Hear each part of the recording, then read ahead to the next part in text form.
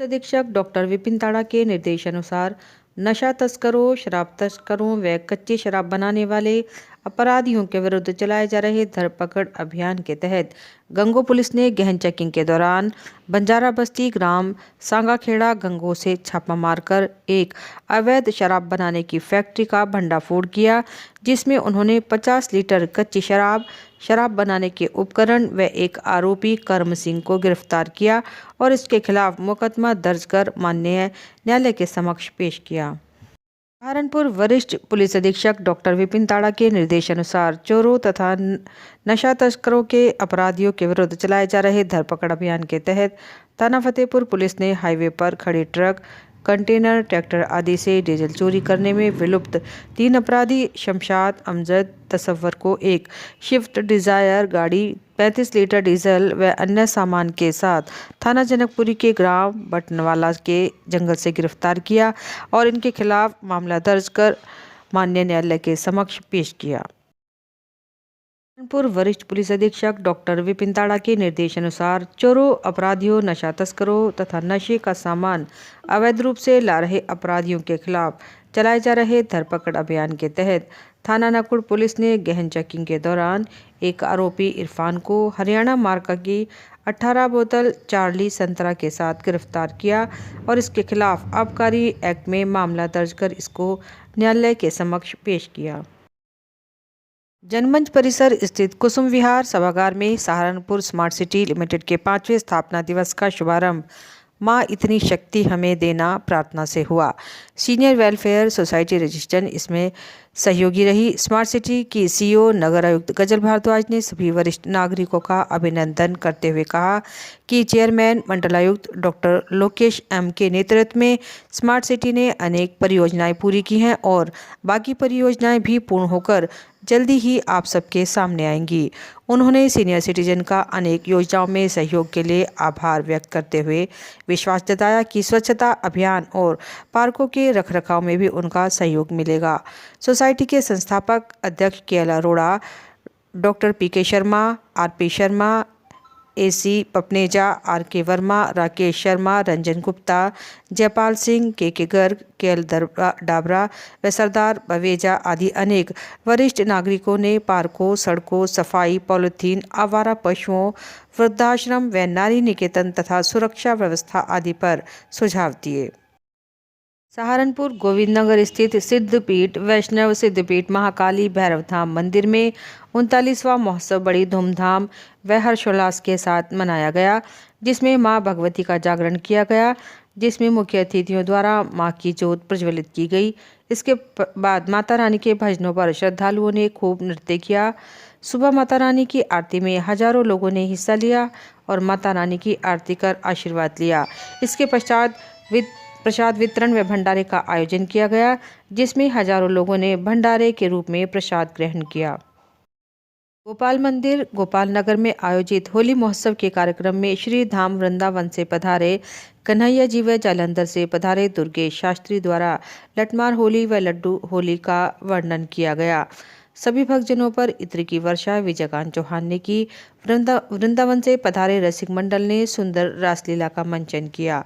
भगवान जी को 56 भोग अर्पण किए गए। महोत्सव के आयोजक महामंडलेश्वर स्वामी धीरजानंद जी महाराज द्वारा होली की कथा कही गई। होलिका प्रहलाद को जलाना चाहती थी पर खुद जल गई। प्रहलाद का बाल भी बांका नहीं हुआ और स्वामी धीरजानंद जी ने सभी समाज को बताया कि होलिका दहन 7 मार्च को ही शुभ रहेगा व फाग 8 मार्च को मनाया जाएगा। इस उत्सव में मेयर संजीव वालिया, पाली कालरा, अमित गगनेजा, महेश नारंग, बिट्टू जोशी, प्रतीक पराशर, रुद्राक्ष भारद्वाज, देव भारद्वाज, नीरज शर्मा, गब्बर वर्मा, सुभाष वर्मा, डॉक्टर राज खन्ना विशेष रूप से उपस्थित रहे। आपका नाम और आज क्या कार्यक्रम आयोजित किया गया? बोलो होरी के रसिया की जय।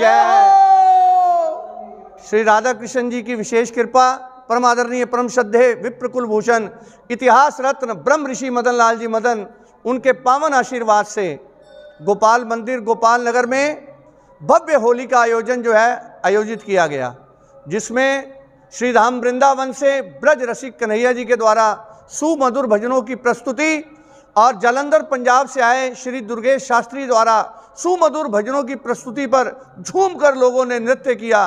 फूलों की होली खेली गई, खूब पुष्प वर्षा की गई, इत्र वर्षा की गई, भगवान जी को 56 भोग अर्पण किए गए। इस कार्यक्रम को आयोजित करने में हमारा सूर्यवंशी अखाड़ा, जिस अखाड़े से इस दास को महामंडलेश्वर का पद मिला है, मेरी ओर से, महामंडलेश्वर स्वामी धीरजानंद की ओर से आप सबको होली की बहुत शुभकामनाएं, बहुत बहुत बधाई, बहुत बहुत मंगल कामनाएं। ये पर्व प्रेम का पर्व, सौहार्द का पर्व आप सबके लिए मंगलमय हो। आप सब पर प्रभु कृपा बनी रहे। जय श्री राधे, जय श्री राधे। आ जाओ, आ जाओ। आपका नाम? मैं Vijaykant Chauhan, organise by Vande Mataram mission Chingari trust और शिष्य आदरणीय परम पूज्य महामंडलेश्वर स्वामी धीरजानंद महाराज। आज बहुत ही सुंदर आयोजन इस गोपाल मंदिर में होने जा रहा है। होली जो होली सो होली, सारे मतभेद भुला के, मनभेद भुला के एकजुट होकर एक राष्ट्र के लिए सम्मान पूर्वक होली के अंदर सब बुरी बातों को भुला के एकजुट होली करेंगे। आज इस होली के पावन अवसर पर बहुत आनंद आया। मैं शुभकामनाएं देता हूँ सारे समाज को, देश को, और विशेष आभार प्रकट करता हूँ कि मुझे भी आज इनका आशीर्वाद मिलेगा। आदरणीय पंडित महामंडलेश्वर स्वामी धीरजानंद जी का आप अपनी कृपा हम पर बना रखें और पूरे समाज में बच्चों पर रखें। जय हिंद, जय माता, वंदे मातरम। सहारनपुर के तत्वाधान में दवा व्यापारी जागरूकता कार्यशाला का आयोजन स्थानीय मटिया महल स्थित माहेश्वरी भवन में किया गया। कार्यशाला में मुख्य अतिथि के रूप में पहुंचे महानगर अध्यक्ष भाजपा राकेश जैन व भाजपा के वरिष्ठ नेता अभय राणा ने संयुक्त रूप से कहा कि दवा व्यापारियों का कोरोना काल में पूर्ण सहयोग रहा है। उन्होंने कहा कि दवा मानव जीवन की रक्षा के लिए तैयार की जाती है, इसलिए समाज में दवा व्यापारियों का अमूल्य योगदान है। उन्होंने आश्वस्त किया कि दवा व्यापारियों की प्रत्येक समस्या के लिए वे सदैव तत्पर रहेंगे। कार्यशाला में मुख्य रूप से ओसीडी यूपी के प्रदेश अध्यक्ष दाऊद दयाल शर्मा, प्रदेश महामंत्री सुभाष चौहान, प्रदेश संयोजक प्रमोद मित्तल, प्रदेश प्रभारी राजदेव त्यागी, वरिष्ठ उपाध्यक्ष ओपी आहूजा, संगठन मंत्री रजनीश कौशल, प्रदेश कोषाध्यक्ष सतीश तायल, प्रदेश उपाध्यक्ष जयदीप गुप्ता प्रमुख रूप से मौजूद रहे तथा कार्यशाला में अपने अपने विचार रखे। मेरा नाम सुनील ठाकुर, मैं district Saharanpur chemist and distributor जिला महामंत्री। आज किस चीज़ का कार्यक्रम? आज दवा व्यापारिक जागरूक कार्यशाला थी, जो पश्चिम प्रदेश की कार्यशाला थी, जो पहली सहारनपुर में, दूसरी मुजफ्फरनगर और गाजियाबाद में, तीसरी, और ये पूरे प्रदेश में होनी है। क्या निर्णय लिए गए? आज निर्णय ऑनलाइन के ऊपर लिए गए। जो ऑनलाइन दवा व्यापार चल रहा है, ऑनलाइन डायरेक्ट सप्लाई स्टोरों को हो रही है और जो कस्टमर को हो रही है वो बहुत गलत हो रही है, उसे रुकना चाहिए, क्योंकि उससे स्टॉकिस्ट और रिटेल दोनों का हानि है। अभी हमारे एक साथी मेडिकल स्टोर वाले थे, उनके साथ भी बहुत बड़ा फ्रॉड हुआ। 20 लाख रुपए कंपनी लेकर भागने का काम हुआ है और प्रदेश लेवल पे ड्रग विभाग से भी नोटिस जारी हुआ है ऐसी कंपनियों को जो बिना लाइसेंस के दवाइयाँ दे रही हैं, जिससे कि जो अधुमानक दवाइयाँ हैं उनका भी प्रचलन बढ़ा है। अगर ये नहीं रुक पाए तो आगे फिर क्या? जो प्रदेश लेवल का नेतृत्व होगा, ये ऑल इंडिया का नेतृत्व होगा, जो हमें आदेश होगा कि हमें दवा व्यापार बंद करना पड़े, चाहे किसी हद तक जाना पड़े, हम वो काम करेंगे, लेकिन हमें बिल्कुल भी ऑनलाइन दवा व्यापार मंजूर नहीं है। ग्राम सफदलपुर में कांग्रेसियों ने गैस के दामों में हुई वृद्धि के विरोध में किया जोरदार प्रदर्शन। आपको बता दें, आज थाना कुतुबशेर क्षेत्र के ग्राम सफदलपुर में राष्ट्रीय नेतृत्व के आह्वान पर प्रदेश अध्यक्ष ओमवीर के निर्देशन में गैस के दामों में हुई वृद्धि के विरोध में कांग्रेसियों ने जिलाध्यक्ष युवा कांग्रेस नितिन शर्मा के नेतृत्व में जोरदार प्रदर्शन किया और सरकार से मांग करी कि इन दामों को कम किया जाए, नहीं तो कांग्रेसी सड़क पर उतरकर आंदोलन करने के लिए बाध्य होंगे। पुलिस लाइन पहुंचे पत्रकार विकास शर्मा ने एसएसपी से लगाई न्याय की गुहार। कहा, भ्रष्टाचार के विरुद्ध खबर चलाने पर की गई पत्रकार की पिटाई। आपको बता दें, विकास शर्मा जो कि थाना नकुड़ क्षेत्र के रहने वाले हैं, पिछले कुछ दिनों से पत्रकारिता के क्षेत्र में जुड़े हैं। उन्होंने बताया कि उनके द्वारा नगर पालिका द्वारा निर्मित एक नाले में हुए भ्रष्टाचार का समाचार चलाया गया तो उनकी पिटाई की गई, जिसको लेकर आज वह एसएसपी से मिले और दोषियों के विरुद्ध कार्यवाही की मांग की और न्याय की गुहार लगाते हुए संबंधित पत्रकारों को जानकारी दी। क्या मामला है शर्मा जी? मामले है जी, मैं बीजीटी न्यूज पे जो है ना नकुड़ के अंदर पत्रकार हूँ और मेरे पास में द ग्राम टुडे है। उसके बाद में जब भी यहाँ पर एक प्रकरण चला था नाले का, जिसके निर्माण में मैंने बिल्कुल लाइव भी चलाया था और उसके बाद में सारे दिखाया था कि घपला कितना हो रहा है वहाँ पर। तो घपले के साथ में जब मेरे को फिर तभी से ही फोन आने लगे। फोन आने के साथ साथ तो उसके बाद में जब वहाँ पर किसी जिसने हमको शिकायत की थी उन्होंने मेरे को वहाँ पर बुलाया उन्होंने जो वहाँ पे ठेकेदार बैठे थे उन पर बुलवाया, तो बुलवाने के साथ मेरे साथ मारपीटाई करी और मेरे कैमरे को भी, जो मेरा फ़ोन था वो भी तोड़ दिया गया और माइक का आईडी भी मेरी ख़राब हो चुकी है। और उसके बाद में वहाँ से भाग करके निकला, पुलिस में पहुंचा। पुलिस में मेरी कोई तहरीर की नहीं कह के कि भाई कोई बात नहीं, हम वहाँ से हमारा बचाव के लिए मेरे को निकाल दिया गया था। उसके बाद में हमारे संपादक साहब वहाँ पर गए, उनसे बात हुई है और उनकी बात हुई थी कि ठीक है जी माफ़ी मांगेंगे, सबूत करेंगे, लेकिन इसके बाद में वो अब तक भी कोई भी मेरे साथ प्रकरण नहीं कर रहे। बाकी दबाव और दे रहे हैं कि यहाँ पर अगली न्यूज आप ना बनाएं। पुलिस का क्या रोल है? पुलिस के थाने में गए आप? थाने में से मिलने आए? थाने में मैं गया। थाने में जाने के साथ साथ मैंने कहा कि भाई फैसले की बात हुई थी, लेकिन कोई भी मेरे साथ में फैसला करने के लिए तैयार नहीं। आगे भी ये कह रहा है कि आगे आप न्यूज कवर नहीं करोगे नगर पालिका की। और उसके बाद में आज मैं यहाँ पर जो है SSP साहब के यहाँ पर आया हूँ, अपनी जो मैंने प्रतिक्रिया दी है। और मेरे साथ में मेरे समाज के भी कुछ हैं, मेरे भाई जो राहुल शर्मा जी, तो इनसे भी जो मेरे पास में है, आप इनसे बात कर सकते हैं कि क्या इसमें प्रकरण में मेरे साथ ही खड़े हुए हैं। आप चाहते क्या है? चाहता हूँ कि मेरे साथ में जो है दोबारा से ऐसी गलती ना हो और दोबारा से वो जो जिन्होंने मेरे साथ बदतमीजी की वो मेरे से आकर के, हमारे संपादक साहब से आकर के जो है माफ़ी मांगे। और माफ़ी आने के साथ मेरा यही निर्णय है। मेरा नाम राहुल शर्मा है और मैं युवा इकाई का ब्राह्मण समाज का जिला अध्यक्ष हूँ। आज हम लोग यहाँ पर वरिष्ठ कप्तान साहब से मिलने के लिए आए थे, क्योंकि आप देख रहे हैं कि नकुड़ क्षेत्र के अंदर हमारे विकास शर्मा पत्रकार की मतलब नगर पालिका के कर्मचारियों के साथ मिलकर पिटाई की गई। जबकि आप भी जानते हैं कि पत्रकारिता जो है देश का चौथा स्तंभ है। अगर पत्रकार ही इस दुनिया में सुरक्षित नहीं है, या समाज में सुरक्षित नहीं है, तो फिर क्या रह गया है?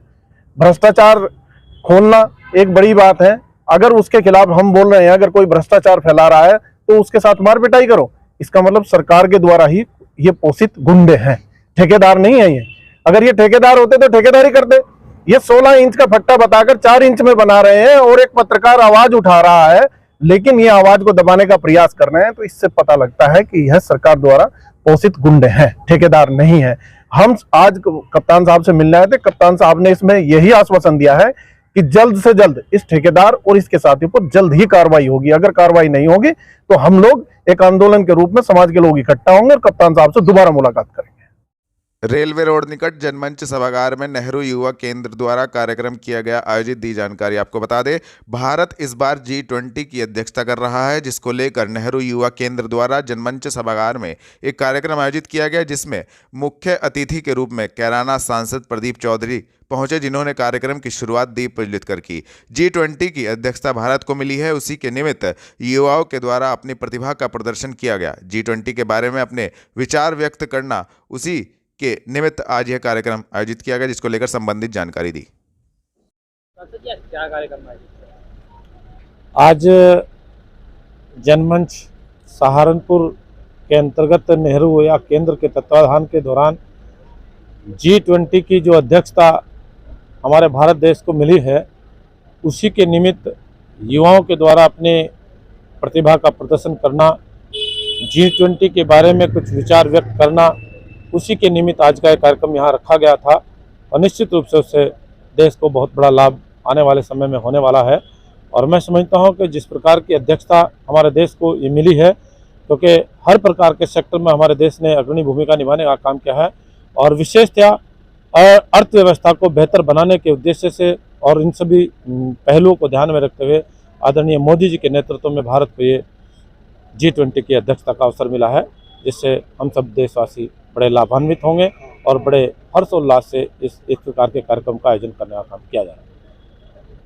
पुलिस लाइन स्थित कार्यालय से एसपी सिटी ने पेपर मिल रोड निवासी महिला द्वारा अपने आप को आग लगाने के संबंध में दी जानकारी। आपको बता दें, पेपर मिल रोड निवासी एक महिला ने अपने आप को आग लगाकर आत्महत्या का प्रयास किया था, जिस संबंध में एसपी सिटी अभिमन्यु मांगलिक ने महिला की अवस्था एवं की जा रही कार्यवाही को लेकर संबंधित पत्रकारों को जानकारी दी। जी हाँ, परसों रात को सूचना मिली थी पीआरवी को कि एक महिला जो हैं जो आत्महत्या करने की कोशिश कर रही हैं। जैसे ही पीआरवी मौके पर पहुंची, उन्होंने उससे जस्ट पहले ही उन्होंने अपने को आग लगाने की कोशिश की थी। क्रिटिकल हालत में थी, उनको पीआरवी द्वारा ही जिला अस्पताल में भर्ती करवाया गया और कल उनको मेरठ रेफर कर दिया गया है। अभी कंडीशन स्टेबल है, लेकिन क्रिटिकल हालत में है। उनकी माँ के द्वारा एक प्रार्थना पत्र दिया गया है, जिसमें एक व्यक्ति के विरुद्ध उन्होंने उसको शाही संबंध बनाना और उसकी वीडियो वायरल करने की धमकी देने जैसे आरोप उसमें लिखे हैं। उस तहरीर पर एक मुकदमा दर्ज कर दिया गया है और अभी उस लड़की की कंडीशन को मॉनिटर किया जा रहा है। लड़की का आरोप है कि कार्रवाई नहीं हुई थी, उसने पहले भी इस संबंध में तहरीर दी थी। मेरे द्वारा इस प्रकरण में जांच कर ली जाएगी। पुलिस लाइन स्थित कार्यालय से एसपी सिटी ने आरक्षी की बेटी द्वारा लगाई गई फांसी के संबंध में दी जानकारी। आपको बता दें, पुलिस लाइन में तैनात आरक्षी की बेटी ने फांसी लगाकर आत्महत्या कर ली, जिसको लेकर एसपी सिटी अभिमन्यु मांगलिक ने पुलिस लाइन स्थित कार्यालय से संबंधित पत्रकारों को जानकारी दी। यहाँ परसों सूचना मिली थी कि पुलिस लाइन में एक आरक्षी हैं जो पुलिस लाइन में ही नियुक्त हैं हमारे पुलिस लाइन सहारनपुर में। उनकी बेटी है और उसने फांसी लगाकर आत्महत्या कर ली है। बॉडी को हमने पीएम के लिए परसों ही भिजवा दिया था। अभी कोई भी किसी पक्ष से तहरीर नहीं मिली है। प्रथम दृष्टया ऐसा लग रहा है कि जो बेटी थी वो पढ़ाई में काफ़ी ब्राइट थी और मेडिकल के एंट्रेंस भी लिखने वाली थी। हो सकता है किसी कारणवश पढ़ाई के किसी डिप्रेशन में या फिर किसी और वजह से अभी तक कोई बात सामने निकल के नहीं आई है। फिर भी हम परिजनों से टच में हैं। अगर कोई भी उनके द्वारा कोई भी आरोप या किसी तहरीर दी जाती है तो उस पर कार्रवाई होगी। बेहट रोड पर बालाजी धाम के निकट अनियंत्रित ट्रक डिवाइडर पर चढ़ा, बड़ा हादसा होने से बचा। आपको बता दें, बेहट रोड बालाजी धाम के निकट एक ट्रक डिवाइडर पर चढ़ गया। प्रत्यक्षदर्शियों के अनुसार ट्रक काफी रफ्तार में था और डिवाइडर पर लगभग 500 मीटर तक खींचा चला गया। गनीमत यह रही कि आसपास कोई व्यक्ति नहीं था, नहीं तो एक बड़ा हादसा हो सकता था। फिलहाल जान माल का कोई नुकसान नहीं है।